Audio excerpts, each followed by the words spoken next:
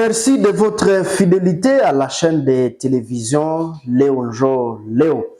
Vous nous suivez à RDC également, vous nous suivez dans la diaspora. Nous sommes là pour ce nouveau numéro de ce mercredi 21 février 2024 où aujourd'hui nous parlons de la situation sécuritaire à l'est de la République démocratique du Congo.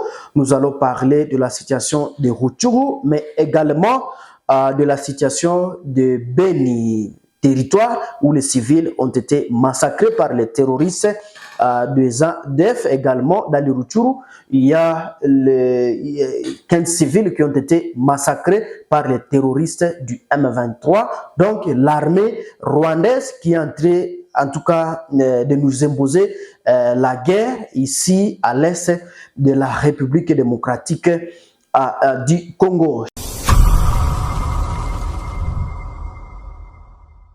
Les positions de Kanyamahoro et Kanyabuchi, situées vers la frontière entre la RDC et le Rwanda, Kibumba, ont été la cible des attaques simultanées de l'armée rwandaise. C'est depuis hier à 17h30 jusqu'à aujourd'hui où les affrontements en tout cas sont signalés aux alentours de Sake, où à ce moment, il faut savoir que nos vaillants militaires FARDC et les Wazalendo sont là, sont en train de barrer la route aux terroristes du M23 pour ne pas, en tout cas, franchir la cité de Sake, ou ne pas arriver dans la cité de Sake. C'est à 27 km de la ville de Goma. Chers téléspectateurs, il faut savoir que nos vaillants militaires se comportent en tout cas très bien sur les champs de bataille et ils sont en train de faire face aux terroristes du M23. Toujours dans la même partie, il faut savoir que d'autres affrontements sont signalés à Bweremana, c'est dans le territoire de Massissi, ou de l'autre côté, et en tout cas, l'armée congolaise est en train de faire face aux terroristes du M23. Mais selon la jeunesse du territoire de Rutshuru, alerte sur le renforcement des troupes au niveau des troupes pour appuyer les terroristes du M23, ils ont passé à travers le pays voisin qui est l'Ouganda pour arriver à Bunagana où ils sont en train d'appuyer en tout cas les terroristes du M23. Mais avec nos FARDC sont en train de faire face à ces terroristes pour ne pas fouler ses pieds dans la cité de Sake. Chers téléspectateurs, il faut savoir que malgré que la France est en train de soutenir le pays voisin, le pays agresseur, le Rwanda, où le ministre des Affaires étrangères de ce pays, de la France, a demandé que la France est très préoccupée par la situation dans l'est du pays, dans le Nord Kivu et en particulier autour de Goma, et ça que les attentes de l'intégrité territoriale de la RDC et de la situation de la population civile sont inadmissibles. C'est ce qu'a déclaré le ministre des Affaires étrangères donc de la France.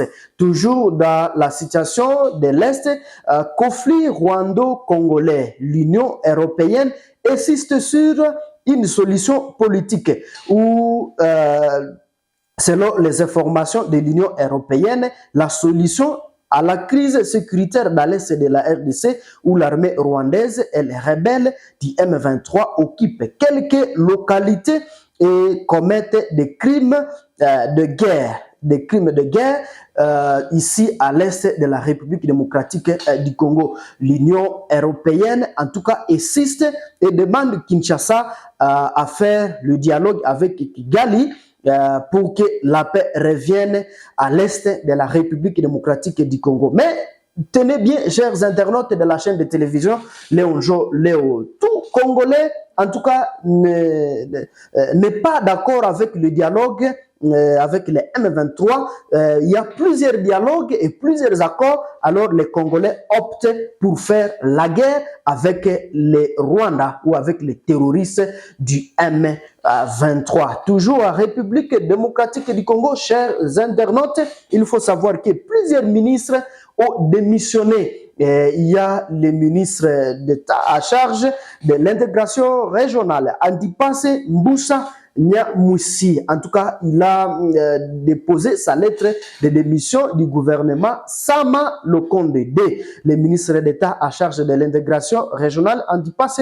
Mbusa Nyamwisi, a démissionné de ses fonctions de membre du gouvernement Sama et a opté pour son mandat de député national. Selon une copie de sa lettre de démission consultée par la chaîne de télévision Léonjo Léo, elle a été écrite depuis le samedi 17 février à Addis Abeba, où il était parti pour participer aux activités de l'Union africaine, et de la dite démission a déjà été déposée à l'Assemblée nationale. Chers internautes, il faut savoir que le ministre de l'Industrie, Julie Paluku Kahondia, a également déposé sa lettre de démission. Mais aussi, il y a plusieurs ministres, en tout cas, qui ont déposé leur lettre de démission. Également, le ministre de l'Enseignement supérieur et universitaire, qui est Muhindo Nzangi Butondo, a également déposé sa lettre d'émission. Chers téléspectateurs de la chaîne de télévision Léo, il faut savoir que nous avons nouveau commandant des opérations militaires au Nord Kivu. Lui, c'est général Chico. Il a été nommé par le général Chiwewe Christian Shonkesha. En tout cas, c'est depuis hier où la population a félicité, en tout cas, cette nomination du nouveau commandant des opérations militaires au Nord Kivu. Nous parlons toujours de la situation dans les Rutshuru. Les M23 ont en tout cas massacré, tué 15 civils. Et d'ailleurs, ces 15 civils ont été enterrés toujours dans une fosse commune avec ces terroristes du M23. Mais les vaillants combattants, nos Wazalendo, ont trouvé cette fosse commune et ils ont déterré ces compatriotes qui ont été enterrés. Ils ont été enterrés de nouveau par nos vaillants militaires, accompagnés par nos vaillants compatriotes, le résistant Wazalendo. Nous parlons de la situation de Beni, donc au Kite Rutshuru, pour la ville de Beni et le territoire de Beni, où les terroristes d'ADF ont encore tué plusieurs civils, seulement une dizaine de civils qui ont été massacrés à Maïmoya. Ils ont été égorgés par ces terroristes de ADF. En tout cas, ils sont en train de circuler librement, alors que nos forces armées de la République démocratique du Congo contrôlent ces zones. Selon les informations de la société civile de cette contrée, en tout cas, renseigne que plusieurs civils sont en train de se déplacer pour des milieux supposés sécurisés. Selon la société civile, demande en tout cas que certains militaires qui ont duré longtemps dans cette partie puissent être relevés, qu'on nous amène, qu'on leur amène en tout cas de nouveaux militaires pour sécuriser la population. Mais également, cette même société civile demande les opérations conjointes FARDC et UPDF dans cette partie de Maïmoya pour que l'ennemi ne puisse pas circuler librement, et alors que certains militaires qui ont duré longtemps sont là, sont en train d'observer au lieu de sécuriser la population et leurs biens. Également, à Ville de Butembo, chers téléspectateurs, il y a le secrétaire général de l'association culturelle Kiaranda Yira, Asbel Obouma, Bouaba Yira, Maxime Mouamba, est en train de sensibiliser, et d'ailleurs, il encourage en tout cas le résistant Wazalendo, comme ils sont en train de faire un bon travail sur les champs de bataille